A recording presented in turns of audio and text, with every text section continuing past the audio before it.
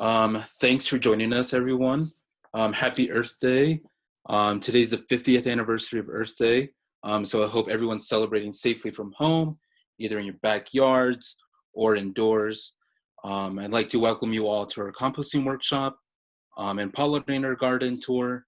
We will be starting off with a composting workshop and then transitioning to Ben Newton from the Environmental Sustainability Department out by Central Community College.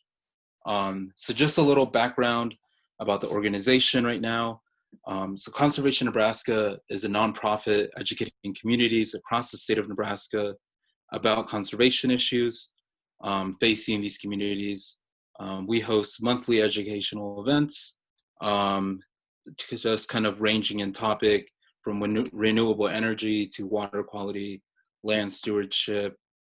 At the end of this webinar, your web browser will pop up a survey. So please fill that out. And also please leave any questions that you have in the Q&A function at the bottom of your screen if you have any questions. But other than that, let's just get started with this composting workshop. So we're gonna start off with this video. It's just kind of like a compost story, kind of just like some information of why compost is important, what you can do with compost, and just general information. Have you ever looked at a banana peel and wondered, is that it? All that time spent nurturing the banana and now it's just waste? Could this humble peel serve a greater purpose? Currently in the US, over 60 billion pounds of mineral-rich food material go to landfills each year. Imagine if we diverted those billions of pounds from the landfill and turned them into compost. Imagine our cities, vacant lots converted into food forest. Imagine abundance everywhere. And it can help reverse climate change. But most likely, it won't. Why? Because we're insane.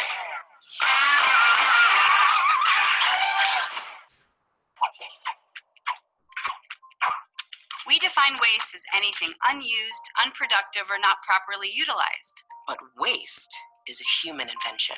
We're the only creatures on Earth who don't live a zero waste existence. Yep, thanks to trillions of microbes that are in and around everything, including us. Anything that lives gets repurposed and contributes to the growth of new life. Some 500 million years ago, these microbes brought plants onto the land. The microbes provided minerals and water in exchange for carbon sugars produced by the plants through photosynthesis. This resulted in a terrestrial explosion of life. More life meant more excretions and deaths, which meant more food and nutrients for decomposers, and all soil life, known as the soil food web. This increased the abundance and biodiversity of ecosystems and turned barren land into fertile soil. Today, composting mimics this natural upcycling process, transforming combinations of organic material into life-filled, nutrient-available organic matter. Compost isn't just mulch, manure, or food waste on its own, nor does it stink. Compost has the aroma of the forest floor after a rain.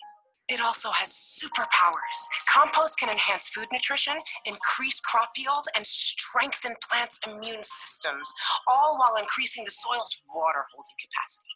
And compost stimulates plant growth by bringing in microbial life, nutrients, and water-retaining humus to depleted soils.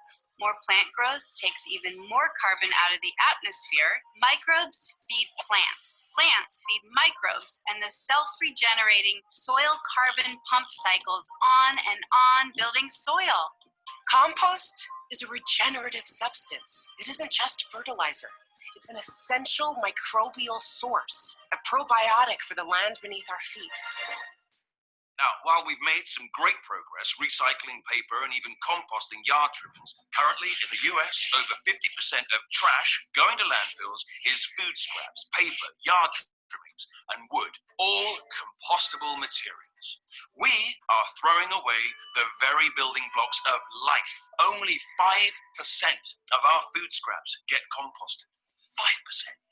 That means over 60 billion pounds of mineral-rich food material, much still fully edible, the weight of 4.5 great Egyptian pyramids go to landfills each year. It rots, creating methane gas, greenhouse gas up to 86 times more potent than CO2. And it's not just food. Grass, leaves, and clippings, all designed by nature to fall back to the ground and increase fertility, are shipped miles to landfill. Now, that's insane.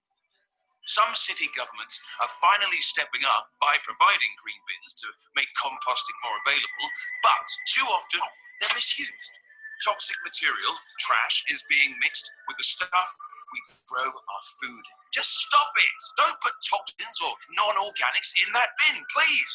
Our current agriculture system robs our soils of carbon and biology, replacing them with chemicals, leading to more degeneration and desertification.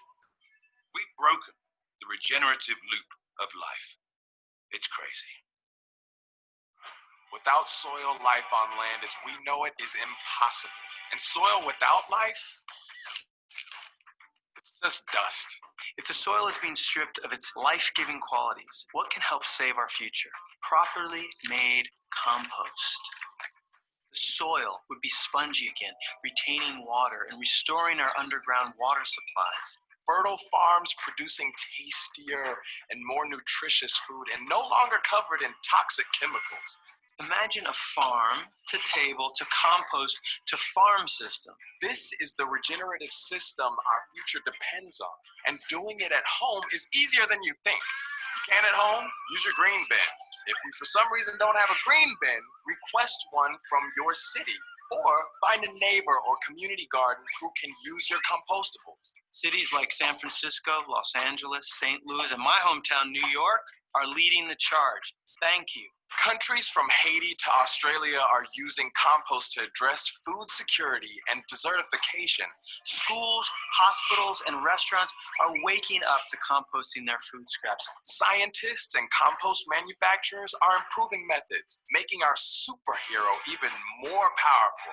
Yes, life isn't over for the humble peel. Along with other organic material, it can help restore fertility to our soil, regenerate our food systems, clean our water. And it can help reverse climate change. Really? Okay, so what can you do? Do all you can to support composting. If we're to keep the planet habitable, human beings must participate in regeneration. Each of us can play a role to help regenerate our planet simply by composting. The cycle of this can make or break us. You choose.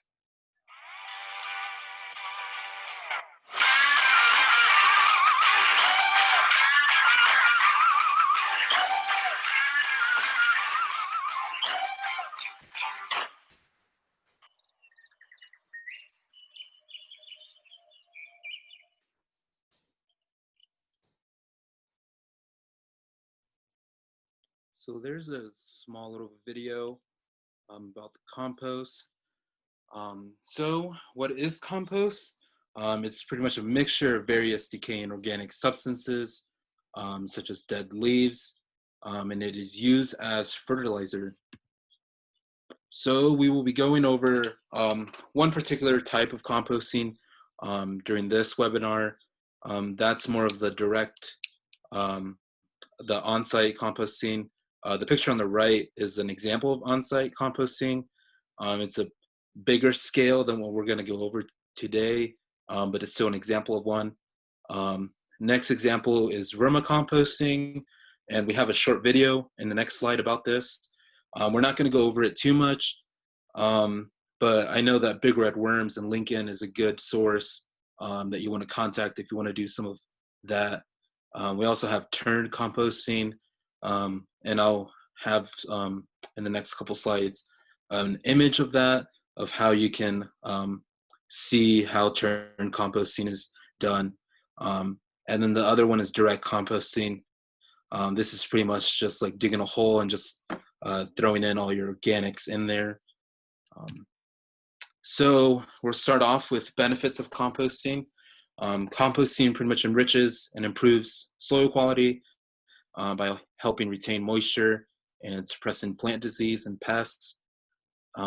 So nearly 20% of US landfills are filled with food waste, and it results with a bunch of kind of issues in our ecosystem. Um, organic waste at landfills generates methane gas.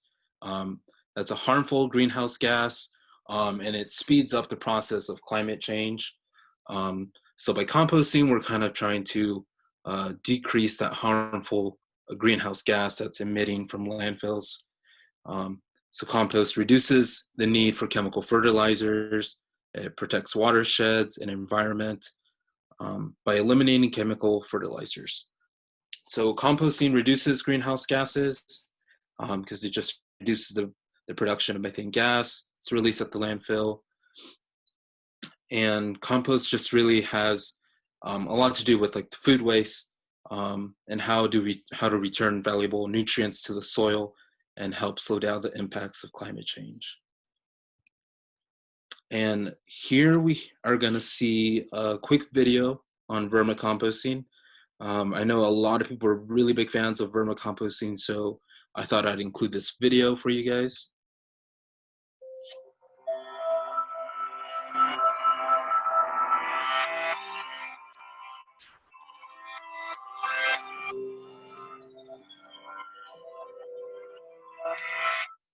Think of all the food made in the world each year. Hard to picture? Then imagine that you are all of humanity, and on a plate in front of you is the one lovely annual meal you make for yourself. You did all sorts of work putting that meal on your table. You must be eager to consume the fruits of your labor, and the vegetables and meats and waffles of your labor too, right? Well, oddly enough, a third of that meal ends up in the trash. A third of the food we eat globally. An estimated 1.3 billion tons ends up as waste. All the work we put into producing that food is wasted. And what's worse, it costs us. America alone spends an estimated $165 billion a year managing food waste. We're wasting food, energy, and money. Perhaps worst of all, we're wasting the chance to change, to make the system of food consumption more efficient. If you want to bring on that change, you should know about a humble yet diligent and ever so crucial ally, the worm. Worms convert organic waste and other compostable products into natural fertilizers. Up to 75% of what we put in the waste stream can become food and bedding material for vermicomposting. You can create a worm bin in your own home to see the composting process in action. First off, you need worms, and not your typical earthworms. You need redworms, Eisenia foetida, the species responsible for most vermicomposting in North America. These red wigglers are surface dwellers who don't burrow too deep. They're optimal feeders around room temperature, and they're well suited to converting organic waste into usable fertilizer. Now, your worms might be vermin, but they need a comfortable space to live and work. Some bedding material, either shredded paper or cardboard, some moisture, and of course, food. Namely, your leftovers, slightly decomposed table scraps. The worms break down food waste and other organic matter into castings, a fancy synonym for worm poop. Their excrement is absolutely teeming with microbes, which continue the decomposition process, making all those once wasted nutrients available again as fertilizer. The timeline for the whole process varies depending on the quantity of worms, the temperature, and how much waste is added to the bin. And there's another timeline to consider. In a healthy worm bin habitat, worm reproduction will occur when the wigglers become sexually mature, indicated by an elongation of the segments into a bulbous structure. 3-month-old wigglers can produce 2 to 3 semi-translucent yellow worm cocoons a week. You thought only moths and butterflies come out of cocoons? Well, we can't all be majestic. It takes around 11 weeks for new babies to hatch. When your bin seems to be full of living vermicelli noodles, it's time to share the bounty with your friends and start a vermicompost club. Or keep those worms to yourself and start a business. Vermicomposting isn't confined only to small worm bins. It's an emerging entrepreneurial enterprise. Large-scale facilities convert bulk organic waste and even manure into rich black castings called black gold. Its value as a soil additive is unparalleled, and it can help plants resist harmful pathogens. The lack of available land in urban environments, coupled with growing interest in smaller-scale farming, means there's a market for vermicomposting. Many communities use composting as part of zero-waste strategies, and they can sell their worm-eaten table scraps to local farms hungry for rich fertilizer. So instead of wasting money dumping wasted food in landfills, we can remake waste into an asset, putting it back into our food system to make it more sustainable. All with the help of the humble worm, the tiny organism that can help us change the way we look at food's place in our lives, and our place in the world, as long as we give the little guy a place at our table. Well, not an actual seat at the table. A bin in the shed is fine.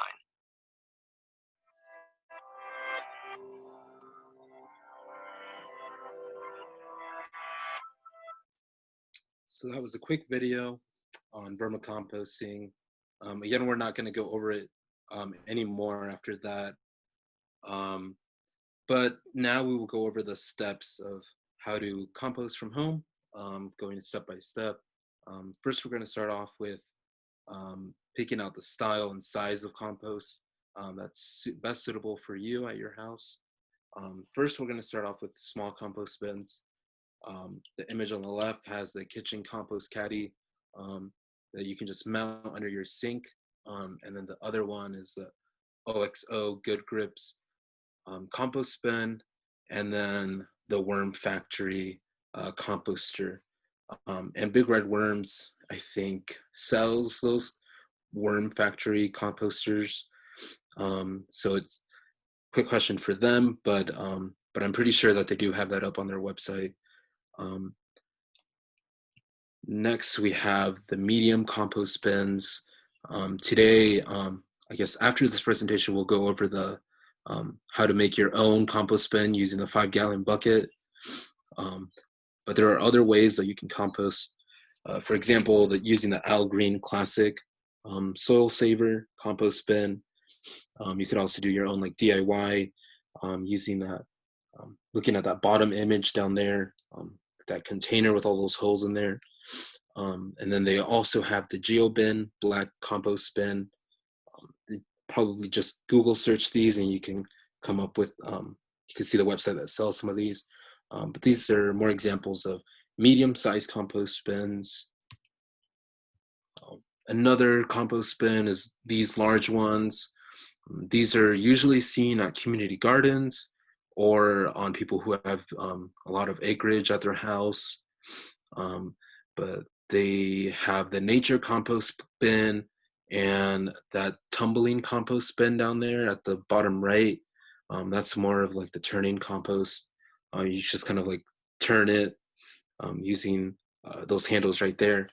But that's for more of the large compost bins if you live on a big property or collect a lot of leaves, dead leaves in the fall for like grass clippings in the summer.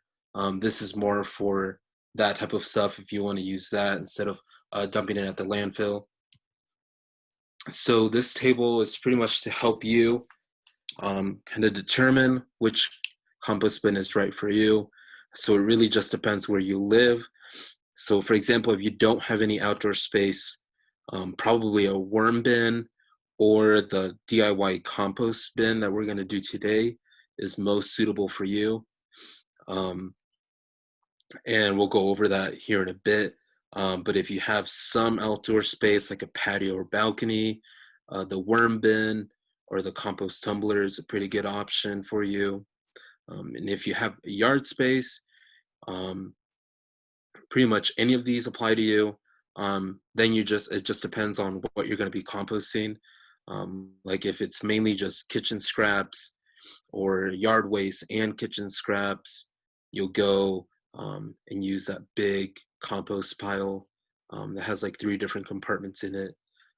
So hopefully this helps some of you out determining what size to use.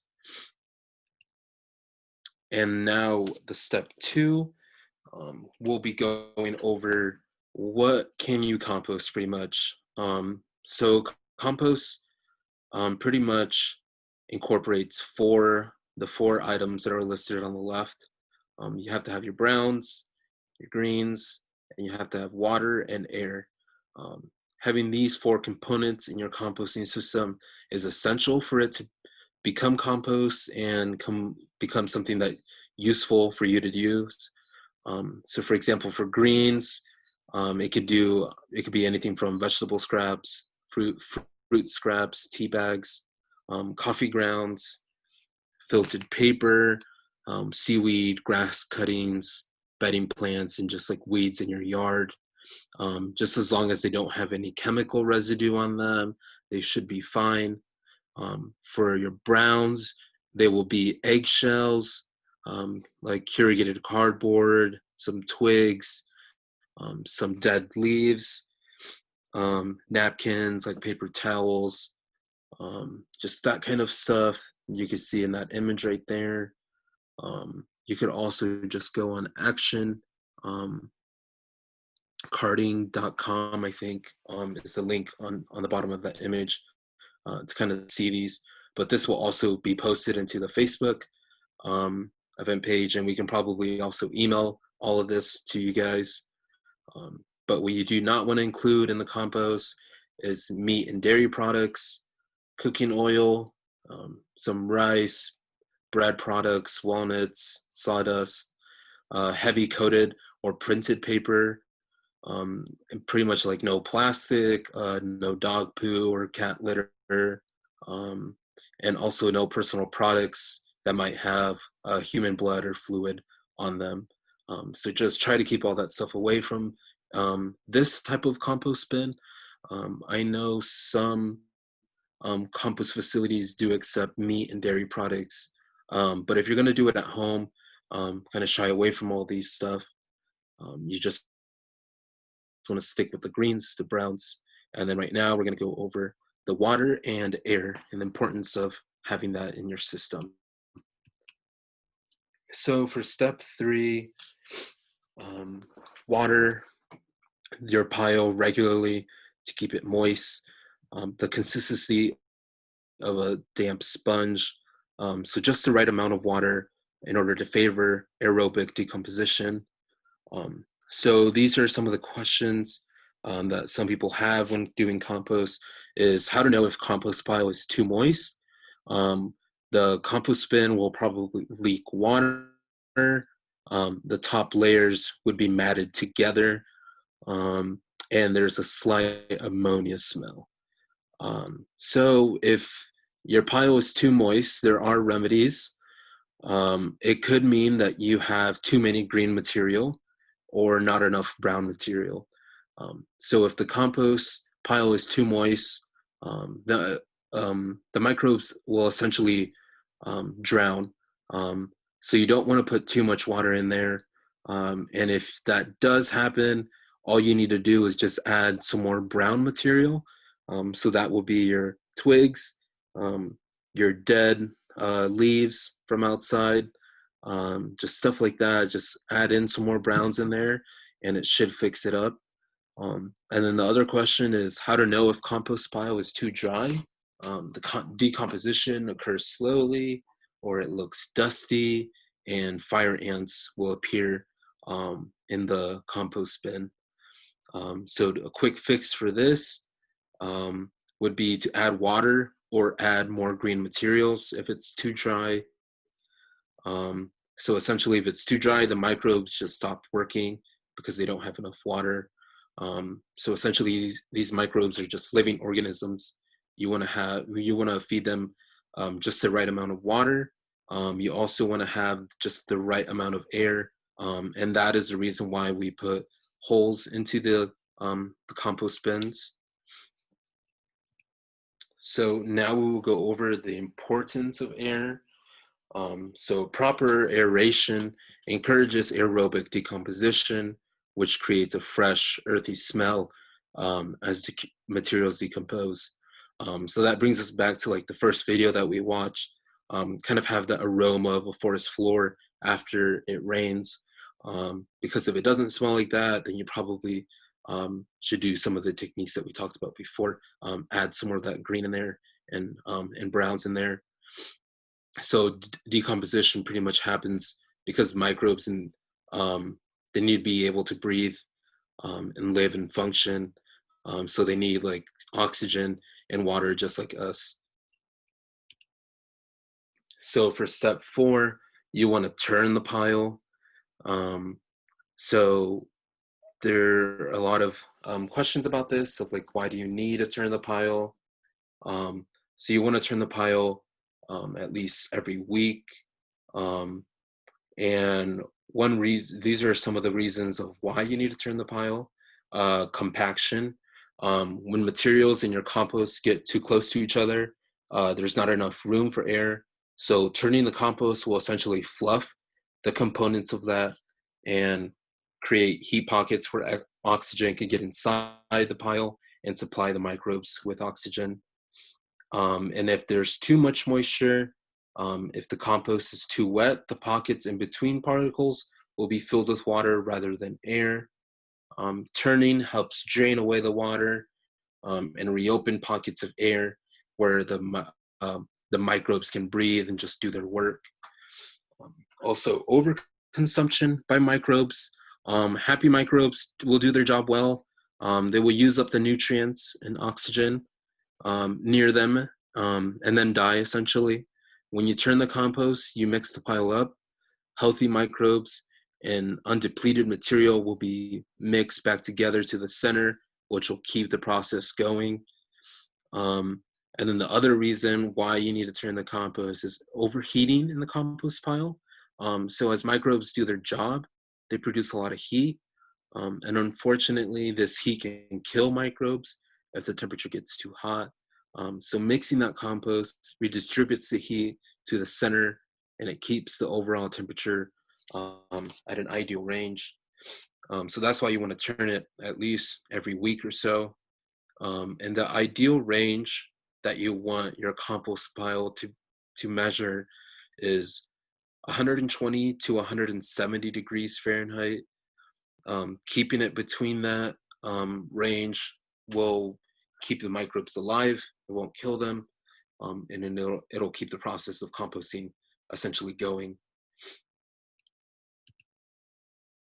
And then step 5, once you do all of the steps before successfully, you will have essentially compost like the image on the right.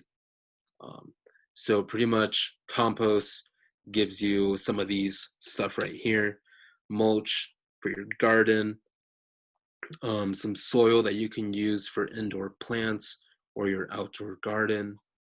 And then compost tea, it's not drinkable for just for us. It is drinkable though for flowers and plants. This is essentially the liquid that's produced by the compost. So if you want to put like a little tray, I guess, underneath your compost where all the water can drain out of, that water is quote unquote considered compost tea. So then you could use that water and just put some on your flowers or your indoor plants, and that does a lot of helping for them. And then also lawn top dressing is essentially raking 1 to 3 inches of compost on your lawn and just add water. And this essentially replaces fertilizers. So it's a whole process. It's a regenerative process. So that's how you can use your compost. And these are frequently asked questions that we have. It's one of them is, can I compost in the winter?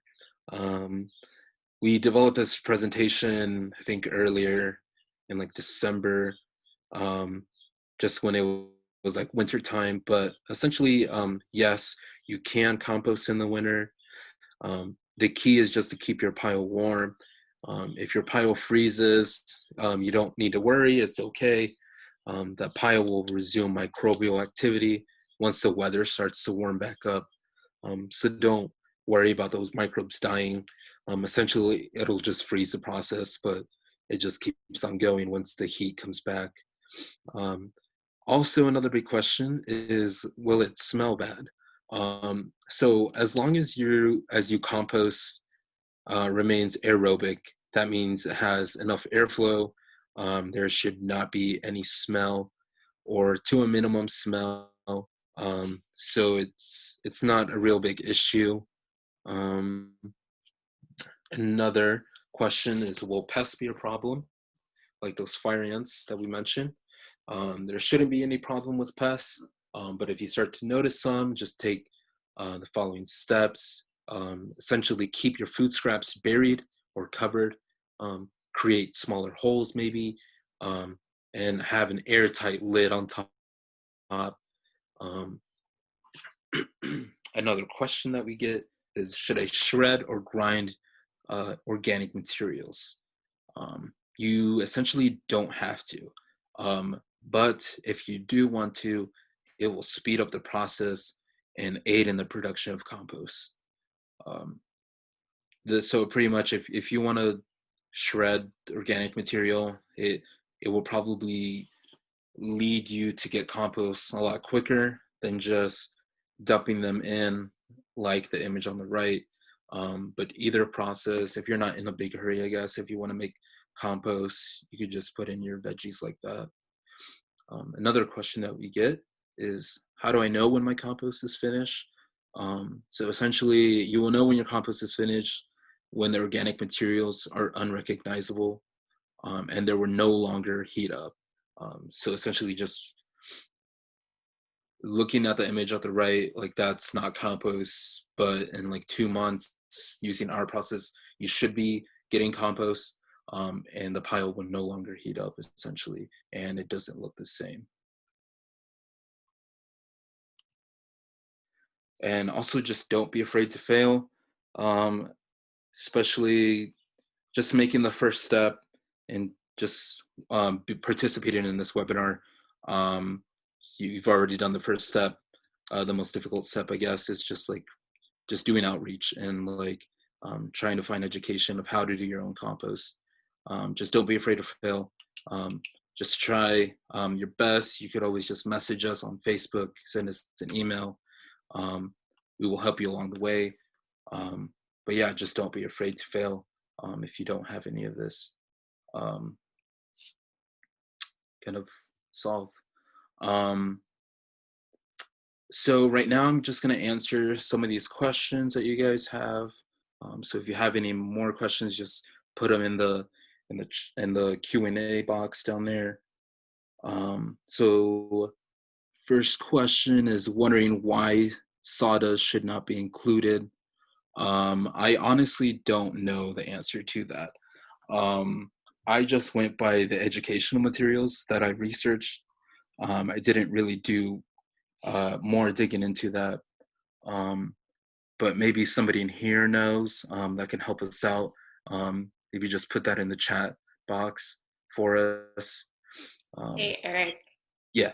So it's a complicated answer for that question in reality. Right. The best answer I can give is you can add sawdust if you'd like.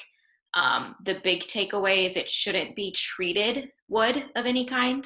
If it's treated wood, the chemicals then could, leach their way into your compost. And so if you're going to use that for vegetable gardening or anything like that, that could create some issues. So we just make the general recommendation to not include sawdust just to prevent any issues for people first starting out. So if you're more experienced with composting, sawdust can be used as a brown material. So it's one of those really good dry materials. You just need to also make sure you're mixing it in really well so that it doesn't sort of clog up any of your holes that you're creating in your compost for that aeration. All right, sweet. There you go. Amanda helped us out. Thanks, Amanda. So for the next question, is this program available in Spanish? I was looking into that. I still haven't developed a presentation in Spanish, but it is in the works. I have done some other programming in Spanish in Grand Island, so it's essentially in the works. Hopefully we can get something up here soon and develop this for our Spanish speakers. So the other question is, what about during the winter? What temperature should compost be at? Essentially, the compost bin should be the same temperature. It's just a lot more difficult in the winter. Like I mentioned, it could get frozen. So just try to keep it in a sunny area. I know some winter days, the sun is really bright out, so that microbial process essentially will get going. but just it should be the same temperature as before, 120 to 170 degrees. Do you stop putting green, brown in at the same point, or can you keep adding and still get compost? Essentially, this is a really trick question, I guess. Probably you don't want to keep adding stuff when you reach a limit to the bin. You probably just want to get like halfway into the bin, and then transition to like another bin. Because essentially if you keep adding stuff in, it's going to get mixed into that other compost that's probably already done. So you just want to start off with another, I guess, compost bin. That's when you start looking into like a bigger size of compost. Like the first images that we looked at, that had like 3 different containers. So you start off with one and then let that form into compost, and then you start the other one. Essentially doing that will help you. Is there an ideal ratio of greens to brown? You essentially want to get half and half of each. And you honestly won't be able to tell, I guess, until you, unless you get the aroma of like ammonia, then you want to add in more browns, and do some more of those techniques that we mentioned before. So the next question is, can I turn compost too often, daily? I believe so, because you essentially you just want to turn it once a week, because you want that temperature to increase throughout, but doing that weekly will help you keep those microbes alive. So turning them too often will probably make them cooler. So you don't want that to happen. So that's why you just want to do once a week. So how thick should compost be layered onto a garden after planted seeds? I don't really know this answer, but I assume probably like 1 to 3 inches for your garden. Probably don't want to like swamp the seeds, but unless someone here has an answer for that. But I think that's probably reasonable, 1 to 3 inches. Another question is, can I use cardboard and newspaper in the compost bin? Yes, you can. As mentioned before, let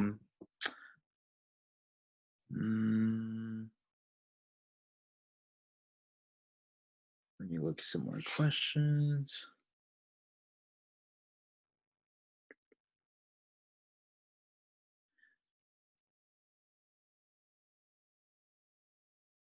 So one of these questions is from Leslie. My husband saves shredded paper for the compost pile. Should he incorporate it? Does he need to have shredded paper for the compost pile to be a successful compost pile? He can pretty much use that for the compost pile, shredded paper. It's just another substitute for the browns, essentially. So it's like kind of like those dead leaves. If you want to use shredded paper instead of the leaves.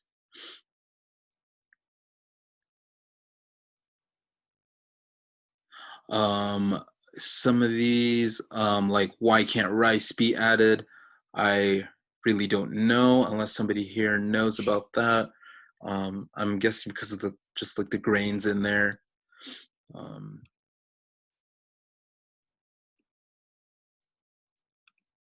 So one question from Brady Rivers: can garbage bags or disposable silverware that's marketed as compostable actually be composted in a non-industrial setting? Probably not. Just because the big industrial composting facilities, kind of like Big Red Worms, they can do a lot more of that type of work because they just have a better operation of that. Whereas if you're doing it at home, you kind of just want to start off with just the basics of like greens, browns, that water and that air. So yeah.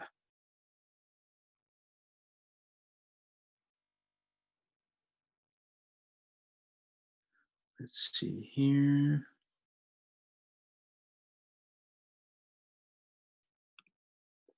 Another quick question from Denise. So how long should a bin take to compost? A year or some months? Probably some months. The DIY 5-gallon bucket that we're going to go over here in a bit takes 2 months, about 2 months to create compost. I know some of them take a little bit longer. Like the bigger the pile, probably takes a little bit longer to create compost. Do you need to keep your compost pile covered? Essentially, probably yeah, because you want to trap that heat in there, and you don't want to let pests or animals get into there. Kind of having covered, let that microbial process begin and go about.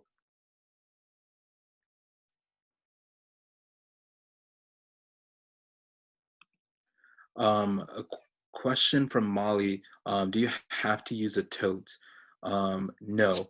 I have a tote here at home that I use to collect food scraps from the kitchen, and then I just pick it up and just like dump it into the compost pile that I have outside.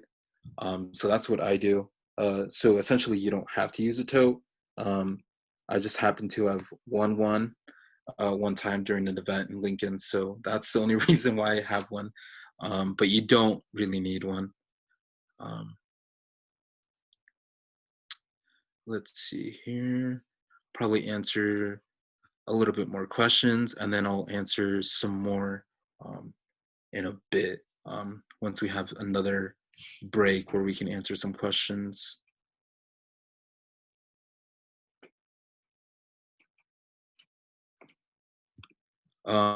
One question from Lauren is, are Amazon packing boxes compostable?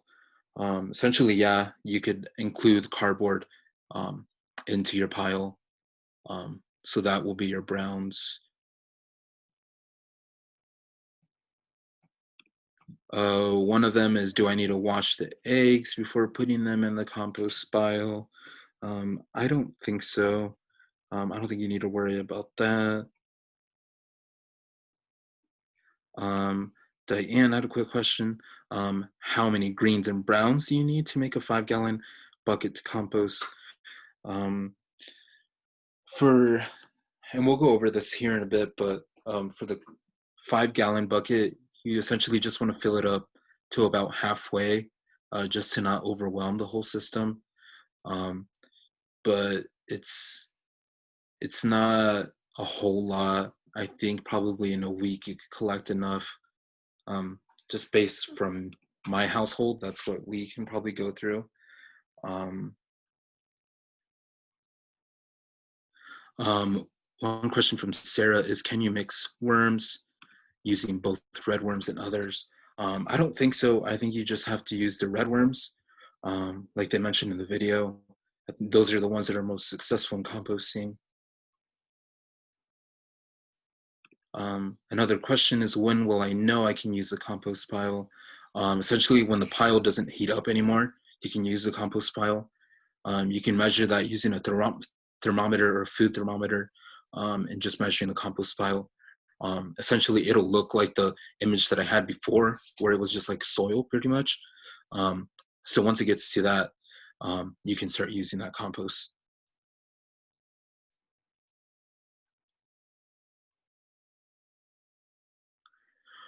So now we're gonna continue on with this quick video.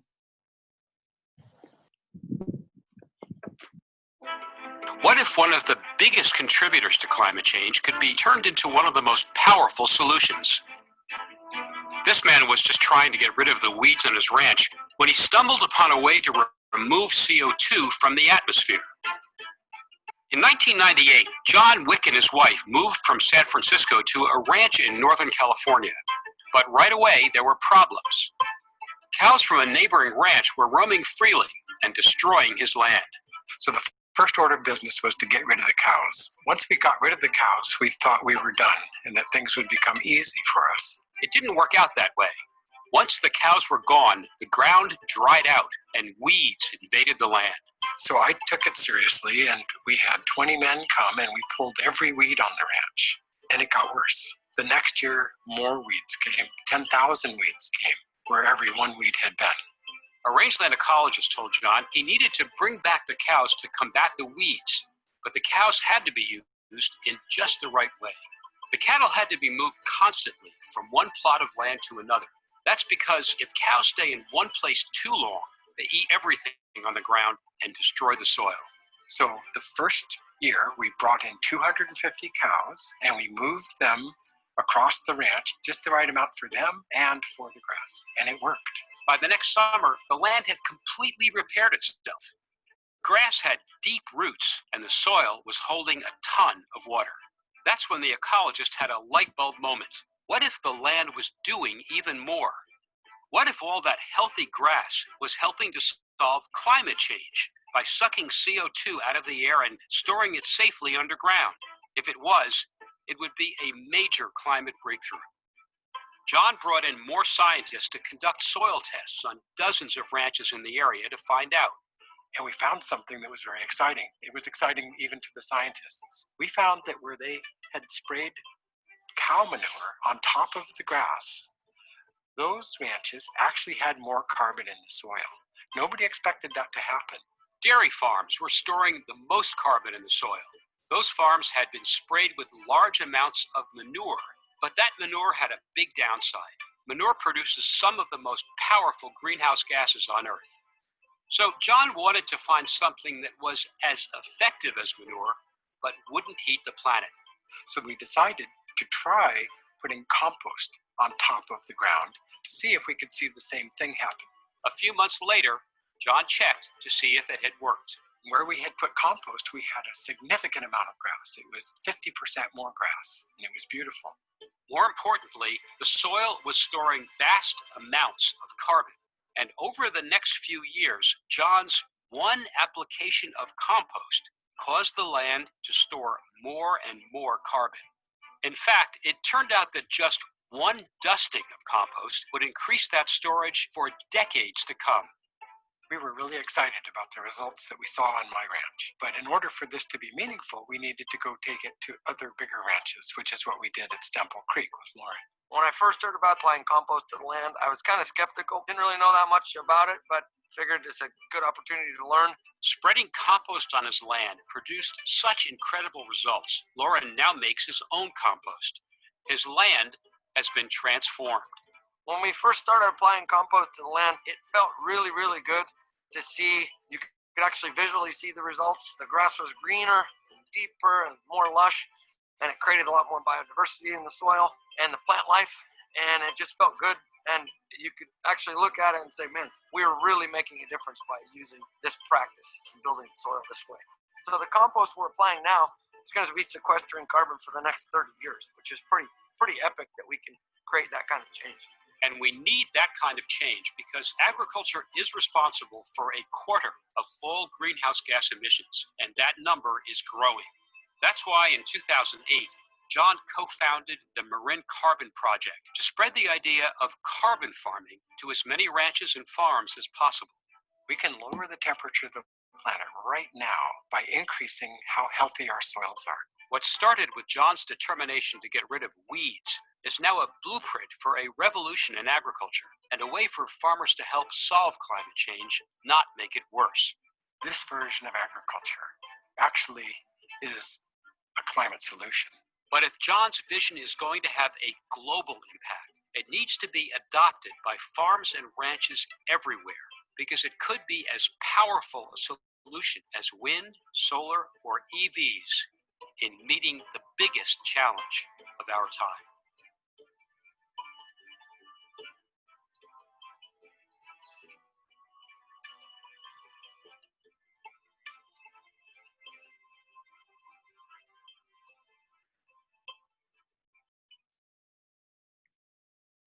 So that's just an example of a farmer who has implemented composting, into his operations, and the success that he's had. So now we will transition to the compost demonstration. We will be using the 5-gallon DIY compost bin. The bin on the right, I got those from Dunkin' Donuts from Hastings. They use it for their donut glaze that they have. So I emailed them one day, and they reserved some of these compost bins for us to use at some of our events. So if you are from the Grand Island area, I can probably put down my email in the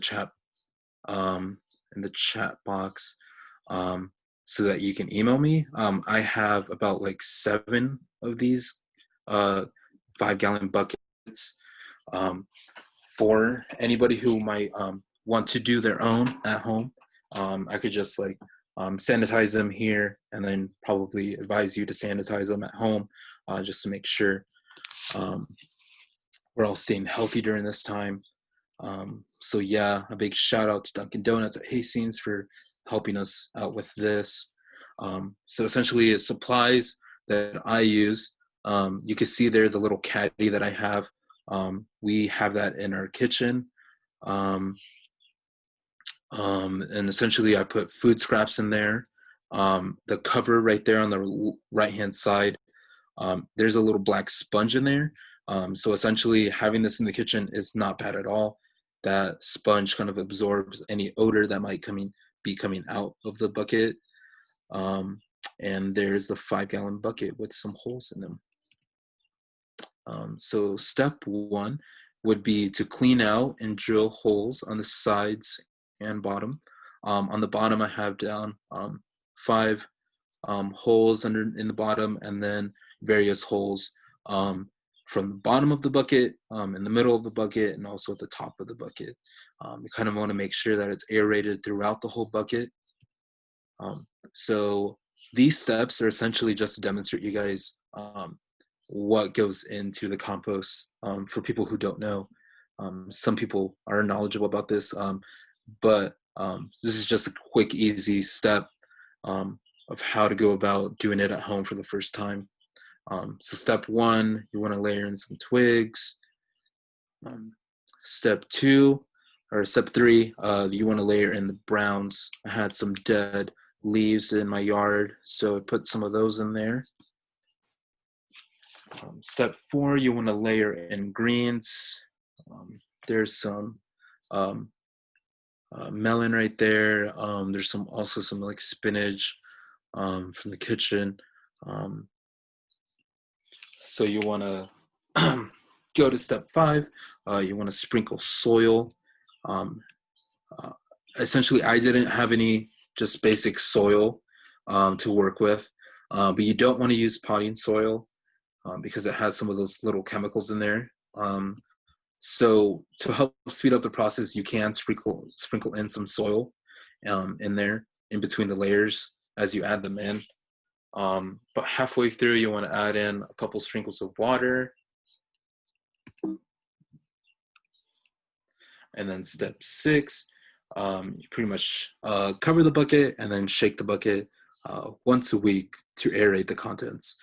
So it should look like that jumbled mess on the right with some more greens that I probably need, but I didn't have any around yesterday. So that's the only thing missing, I guess, from the pile is some more greens in there. And step 7, you set the bucket into a sunny spot to start the process. And then in 2 months, you should have some good compost to work with. So I'll probably just answer a couple more questions you guys might have. And then we'll transition to Ben Newton, who's out at the Pollinator Garden at CCC. But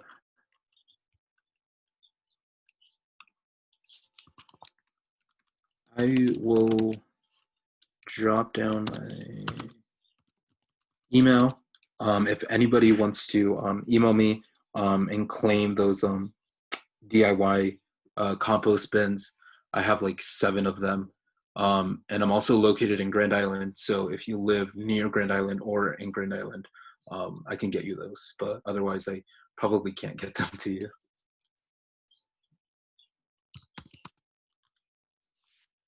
So there's my email.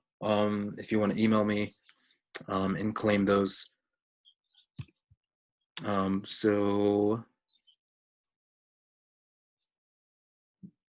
these are some of these questions.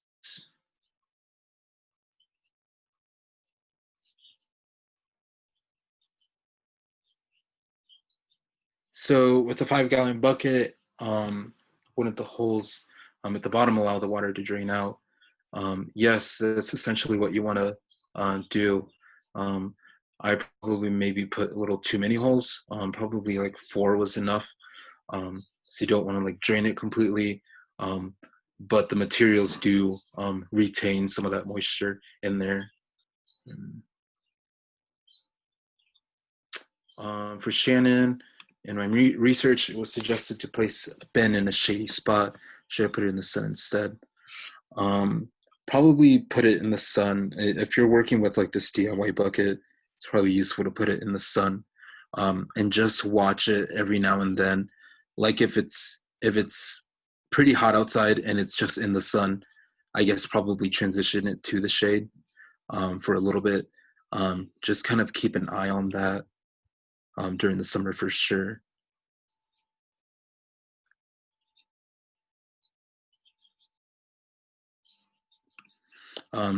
Annette had a question about keep adding layers each week.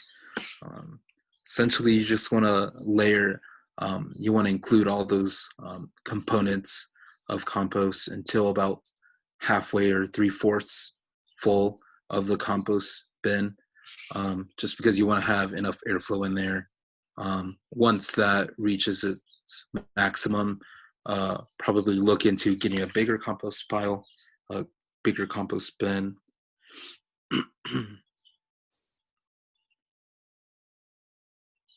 So another question is, how full should the bin be to create compost? Does there need to be a lot of space at the top, or is there a minimum amount of material? So you essentially just want to leave like a quarter of the bucket free, just to give some more, allow for some of that aeration to occur and let the microbes breathe.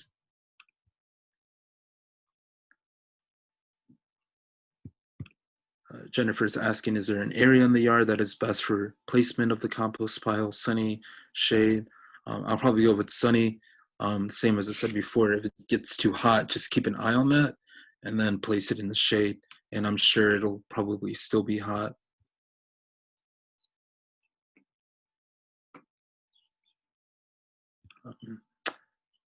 Someone asked, do all/most items added to the compost need to be in small pieces, or can you toss them in full? Essentially, if you want to, you can cut them up into small pieces. That'll help speed up the process so you can get compost quicker. Or else, if you have enough time, just put them in there for full.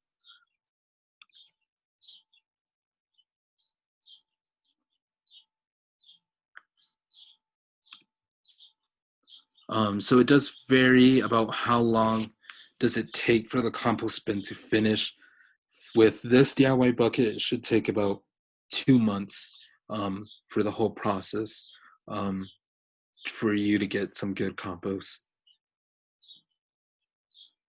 So in a typical garden, how much compost you use for the soil, again, like the 1 to 2 to 3 inches should be good enough nutrition for your soil and for your plants. And then someone else asked, when you start out, do you need to have some soil as well? Essentially, if you want to, that does speed up the process too. Adding in that soil, just don't go with the potting soil. I know Walmart and some other stores have just like regular soil that you can just purchase from there. Question from Shannon is, do I need to use brown materials when vermicomposting, or is only green the best? Essentially, for that, you want to do both.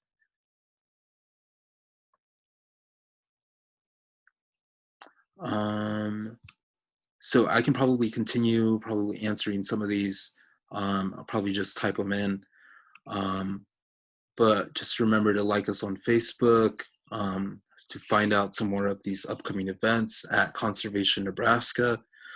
Thanks for joining us. Right now, we're going to transition to Ben Newton, who's outside at the Pollinator Garden. So yeah, you can get away.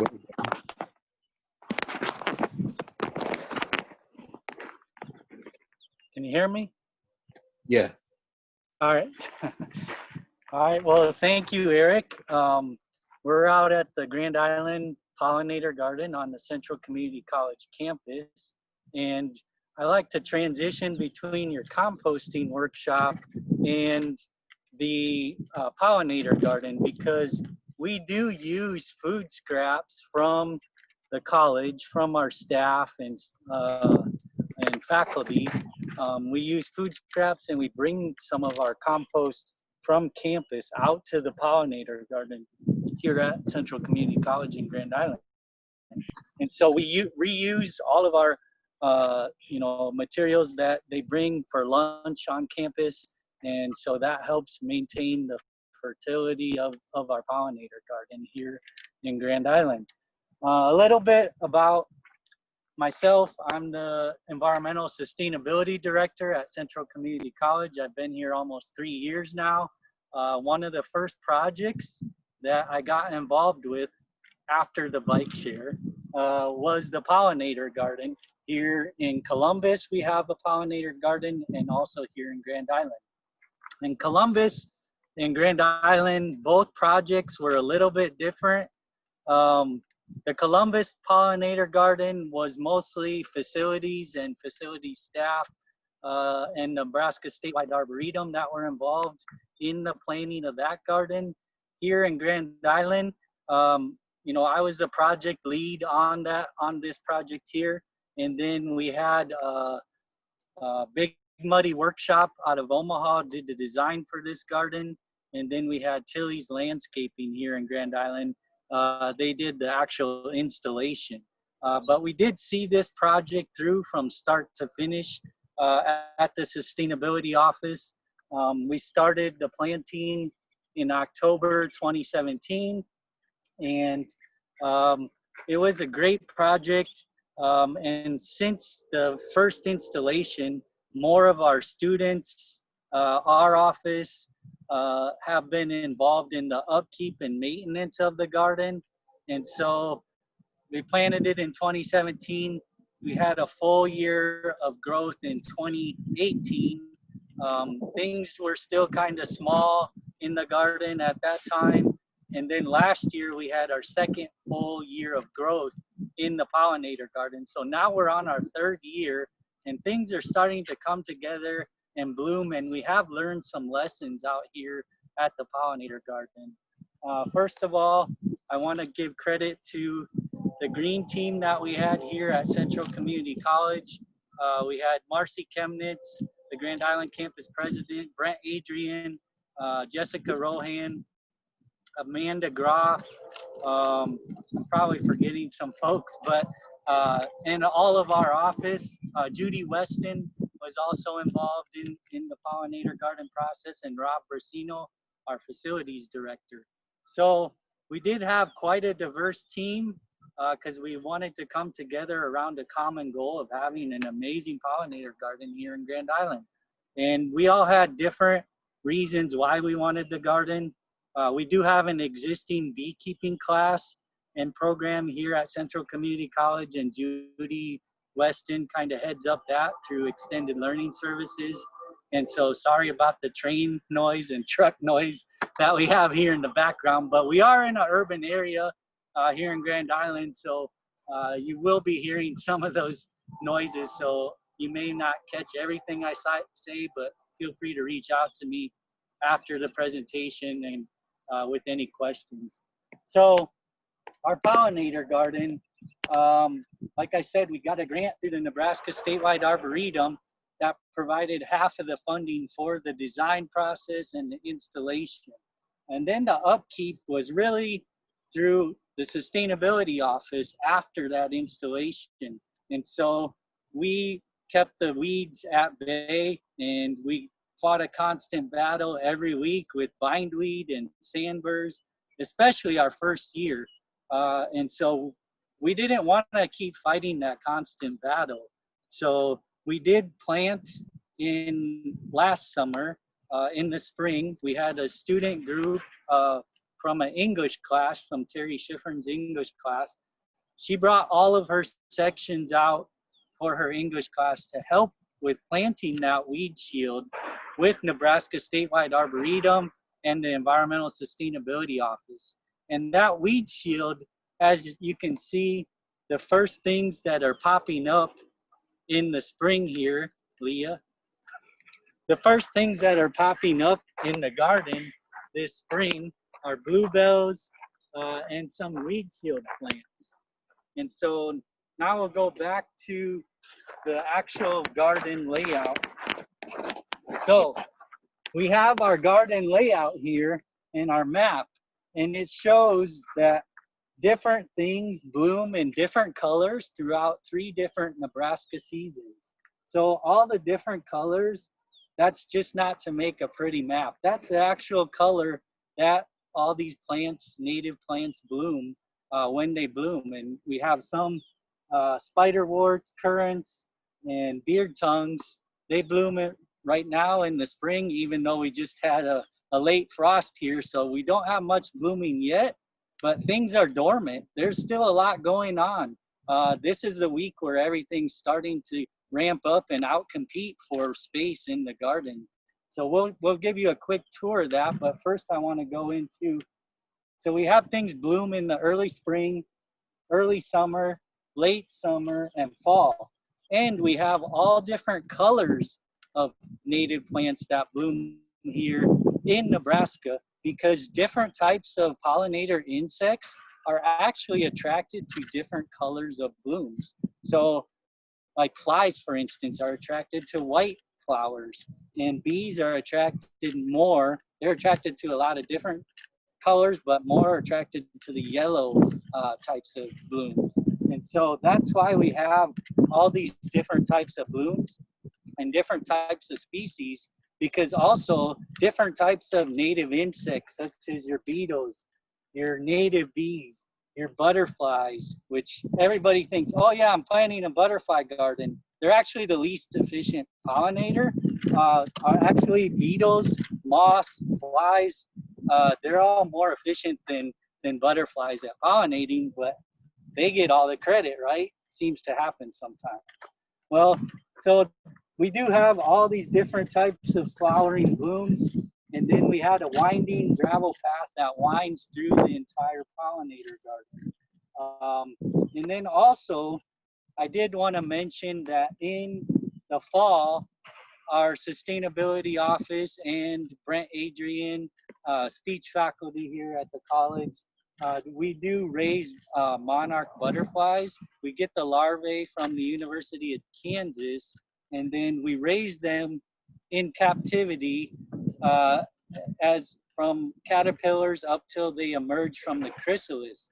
And then we tag those butterflies with a little tag, and we track that code online, and we find out where those monarchs actually end up, if they make it all the way to Mexico, or if they get hit on the road by one of these semis that are going by right out here in front of the college.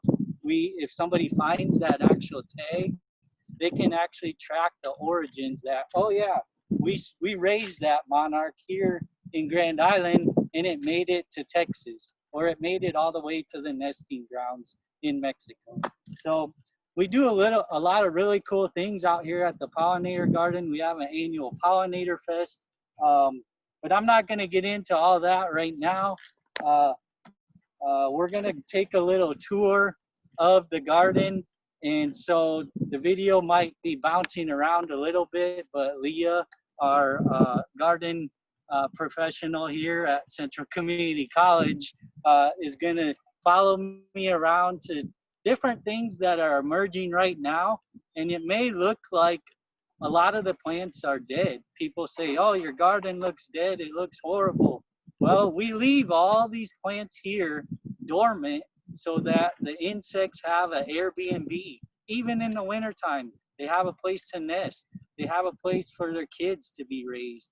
And so those emerge now in the springtime. And we have a great success with pollinators, particularly in the Grand Island campus, because we do not use any pesticides in this garden. We do not clean up the garden in the fall. And then in the springtime, you know, a lot of those insects hatch. And then when we're finally like, oh, it's finally gonna warm up and we're not gonna have a snowstorm in April, then we finally start cleaning it up a little bit. So just within this week, we've started to do a little bit of maintenance. But we'll walk around to some things that are emerging right now. So we have over here, we purposely had a grass berm put in on the south side of the pollinator garden, because this grass berm serves as a shelter for the insects and also people if they just want to hang out here in the pollinator garden and have their lunch. It provides a little bit of cover.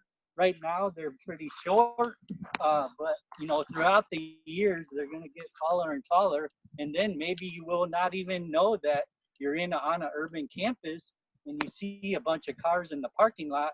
You know, with the pandemic, we don't have very many cars today, but when school's in full session, this parking lot is full. So hopefully this berm will give you a little bit of escape from the campus, from your classes, and you can come out here and study, enjoy your lunch. Well, we did plant, as I mentioned, we did have a problem with bindweed and sandburrs, and we had a planting day where we got a weed shield plants from the University of Nebraska statewide arboretum, and we did a full 10-hour planting day. We started very early in the morning. They brought a truck up from Lincoln, and we started planting these weed shield plants because I know my staff was sick of getting sandburrs in their hands and sick of bindweed. And we kept up with it our first season, but then we were like, we got to do something different because it's a constant battle out here. And so we planted these weed shield plants, and you would think something called a weed shield would not look that great, but this is a past flower.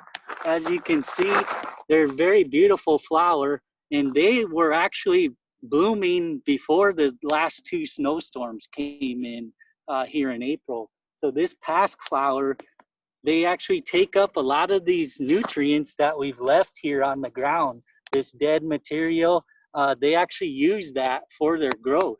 And so the past flower and many other these weed shield plants, they do provide, they take up the nutrients first, and so the bindweed cannot take over. So the sandburrs cannot take over.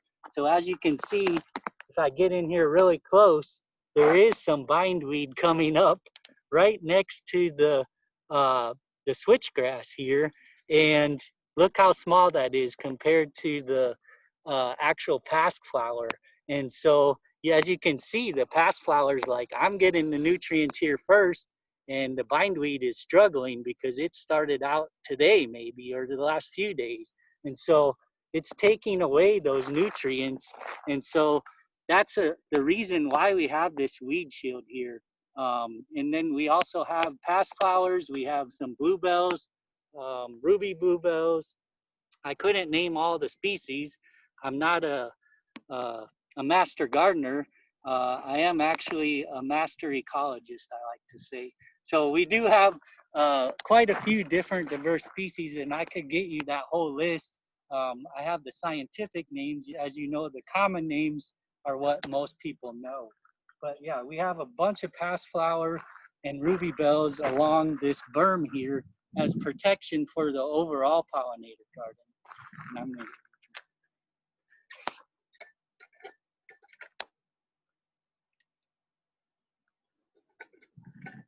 And so we're gonna take a little walk on this winding path here. And also we planted a lot of the plants, the native plants. You know, you see a lot of these flower gardens where there's a purple coneflower here. There's this other type of flower, and they're all in one big mix. Well, pollinators actually like to see groups of plants in one section, because then if you have one specific native bee, it likes to jump around and not have to travel all over the place to get to that same type of species. So then we have them all in one section, and that bee can just hit it all in one area, get enough energy, and be gone.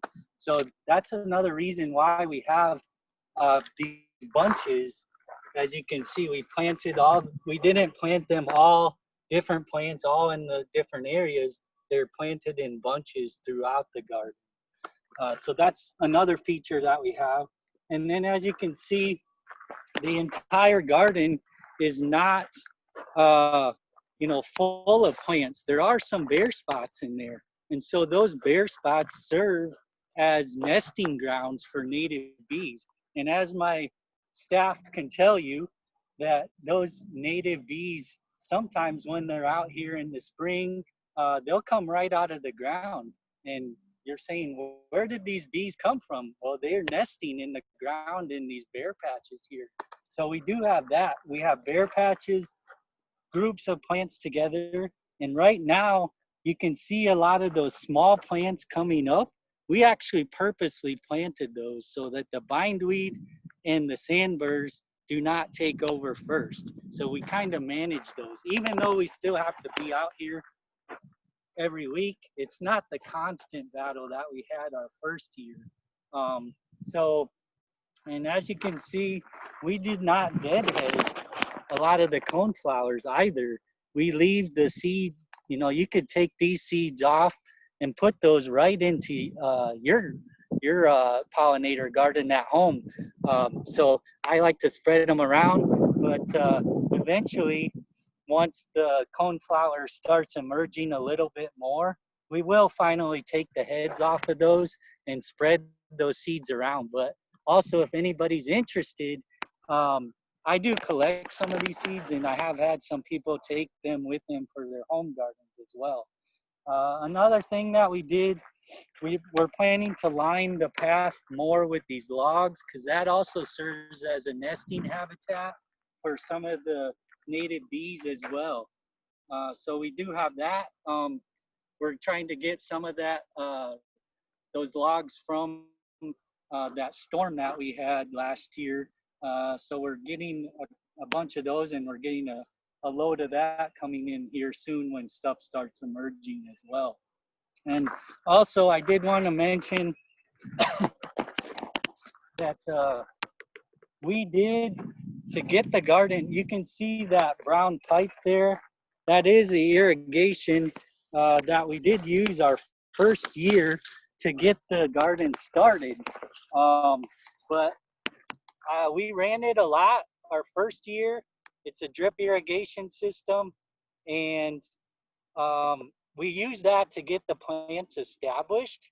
But last year, of course, with all the rain that we had, I think we maybe turned the drip irrigation on twice last year, and it was only when we had, over 90-degree days for a few days, because the purpose of this garden is not, to look like the best type of flowers. It's to establish these native plants. And once these native plants are established, they can actually survive very harsh climates because they're native to Nebraska. We know we have 3 different crazy seasons here.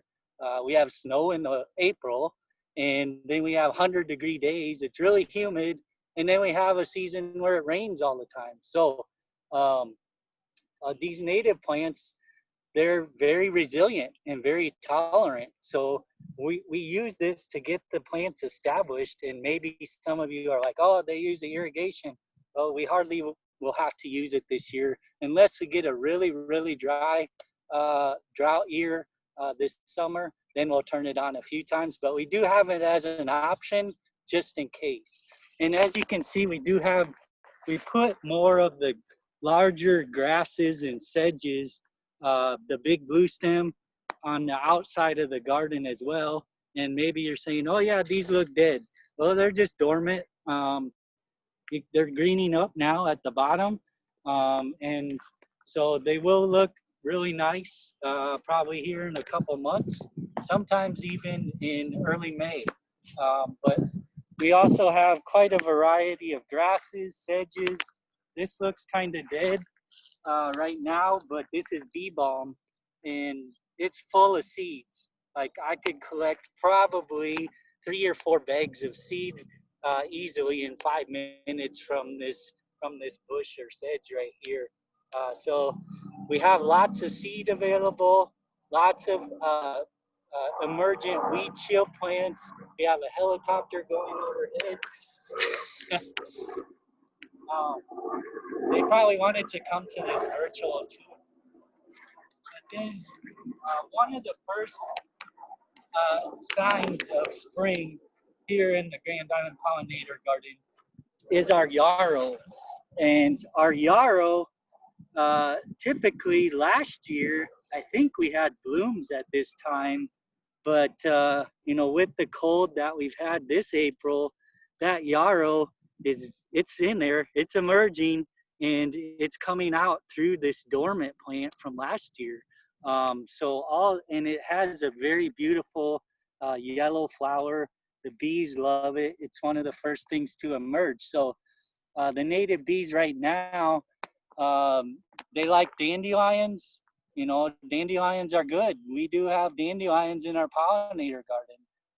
People that like just turf grass maybe don't like dandelions, but it's one of the first things that also I would call dandelion one of the great weed shield emergers. And they provide habitat and pollen. There's actually a bee on that one right now, right here, on that dandelion right here. So, see, that's a native bee right there. That's on the dandelion. I told it to come to this virtual presentation right now so that you can all see that a dandelion is a great pollinator for native bees, and that's not a honeybee either. So just in time, thanks for showing up. So we do have quite a few of these sedges, blooming plants that last throughout 3 seasons. And as you can see, some stuff is greening up right now. These were the bluebells that I mentioned. This is one of the weed shield plants. This is another variety. I couldn't tell you what this one is. Maybe the Arboretum's on the call and they could answer that question. But I could give you that whole list. I think we planted over 20 different species of weed shield plants as well. So this area over here, we had some swamp milkweed, and I mentioned our monarchs that we raised. They love that swamp milkweed, and that swamp milkweed is a lot better than your typical ditch milkweed that you find here in Nebraska. And we took a lot of the swamp milkweed seed and we have transplanted it around to other gardens, and that's what we raise our monarchs on because we found it's the most valuable. I'll just show you a couple more things, and then maybe if there's any questions in the chat box, I'll go ahead and answer them, but I don't want to keep you all afternoon on this beautiful Earth Day. So we do use, the only thing that we use, we don't use any fertilizer, any pesticides. We do use straw, not hay, for mulch, to keep the weeds down is all. Because we do put food waste and compost out here from campus. That's our only fertilizer that we use. And then we just kind of use this to control the weeds. But we just control. We don't maintain, we don't spray anything. And then we do have some more of the past flowers blooming at the edges here. And so and also another berm that's a protective shield. But we typically have coneflower, New Jersey tea, blackberries, black elderberries. So, but if there's any questions, I'm sure we'll try to look at the chat box and see if we can answer any of the questions. But I want to thank you for your time, and come and visit when we finally reopen from this pandemic. And you know, it's kind of related to the way we treat our planet. And so if we treat our planet better, you know, it's kind of a wake-up call. We can start things over. We can treat native species as key players in our lives, rather than as a side note. Oh, we need to get rid of this ugly looking insect over here, but they all serve an ecological niche. But are there any questions? I have Leah manning the chat box here, but maybe can you? If you want, I could just read them to you, Ben, if that works. Okay. Yeah, that'd be fine. So one question is what would be your top 3 picks for pollinator plants for a home residential garden? Yeah, well, I would try to pick 3 that bloom in, if you can only pick 3 that bloom in 3 seasons. So my favorite top pick for the spring is the yarrow. There's many different varieties of yarrow. And then probably for a summer bloomer, the purple coneflower is one that attracts a lot of butterflies. So that's a great one. And then a fall bloomer is goldenrod. Goldenrod is an excellent one. But if I could pick one more, the New Jersey tea, it's a white flower that actually attracts a lot of native bees and the painted lady migration. They love the New Jersey tea. So I couldn't dwindle it down to 3. At least I got it to 4. All right. So another question is there somewhere we can find a list of weed shield plants? Yeah, I got the Nebraska Statewide Arboretum. They're the ones that we had a grant to purchase a lot of those weed shield plants. They would have that list. I have it as well, and I even have like the identification of some of those plants that we plant. We planted 20 different varieties, and then we have a photo of each one of those plants, and I have a couple of the tags from them. But either the Arboretum or myself, we can give you that list. Nice. And then I think you mentioned it before when you were going about the garden. Did you mention path flowers? Was that right? Pask. Pask? Or, yeah. Oh, okay. Okay.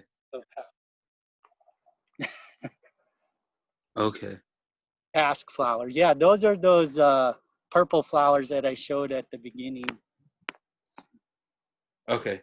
And then one question from Linda. So you mentioned you planted weed shield to crowd out bindweed.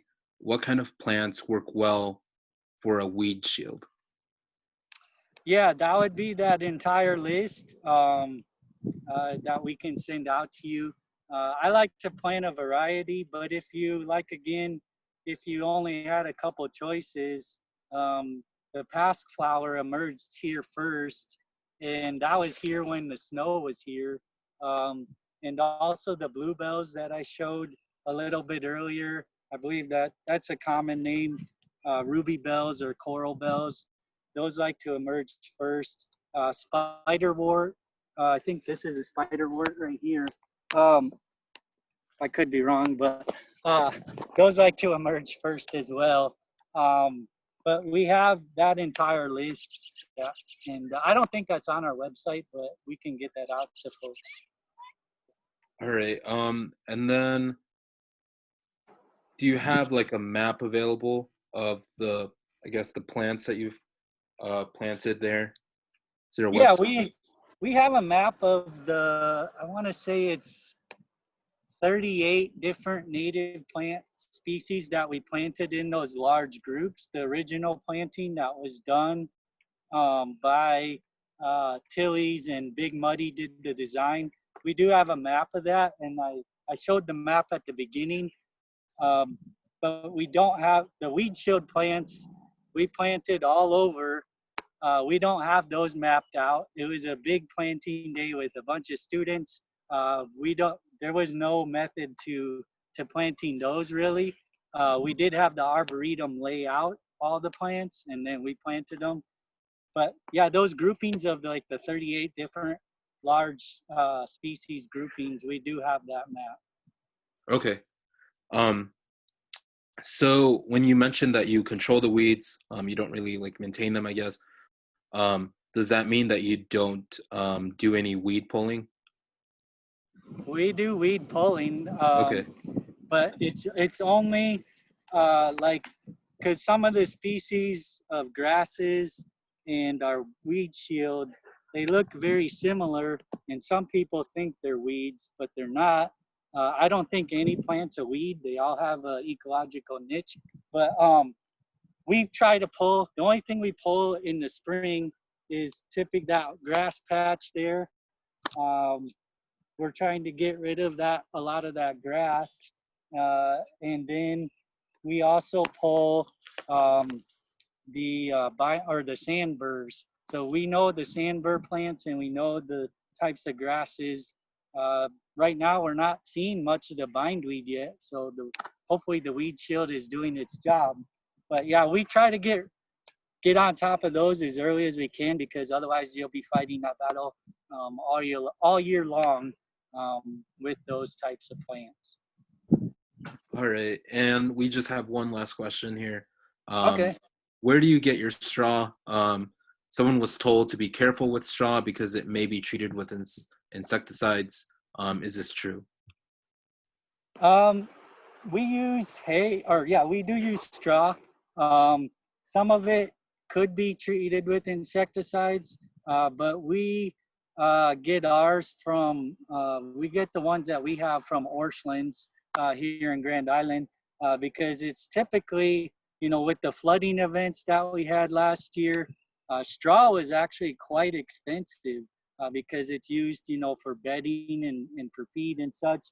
And so the straw that we do get, we get a pretty good deal here locally, and we do get it here at Orchlands. But I have not asked about the insecticides on those bales, but I doubt they get it from a local farmer close by here in Grand Island. Okay. I believe, oh wait, we have one more question. Someone is interested in doing a Pollinator Garden. Are these weed shield and pollinator flowers mostly perennials? Yeah, they're all perennials. Okay. I believe that's all of the questions that people have right now. But yeah, thanks for doing this with us. I don't know if you had anything else to share with us or not. No, I think once the campus opens again, we've been told in a couple of weeks, but as it could last longer than that. They can come out and visit anytime. It's open to the public. We do have an annual pollinator festival in the fall that's also open to the public, and it's a big event. We have pollinator friendly food. But this garden has been a learning experience for all of us, and it's also been a valuable teaching tool for Central Community College. But yeah, thanks for inviting us and being involved in our Earth Week, Eric, and we hope to eventually meet in person again. For sure. Thanks for doing this with us. Ben Newton from the Environmental Sustainability Director at Central Community College. So yeah, that is all that we have, folks. Again, if you want to, we'll probably send out that list to everybody via email, and probably also post it on Facebook. Some of those weed shields. So yeah, I think that's all that we have. When you close out of the meeting, the webinar, a web link should pop up for you all to take a quick survey for us. But yeah, thanks for participating in this with everyone. Hope to see you, Ben, here soon. Yeah, everyone have a happy Earth Day. Thanks for joining us. All right, thanks, Eric. Thanks, everybody.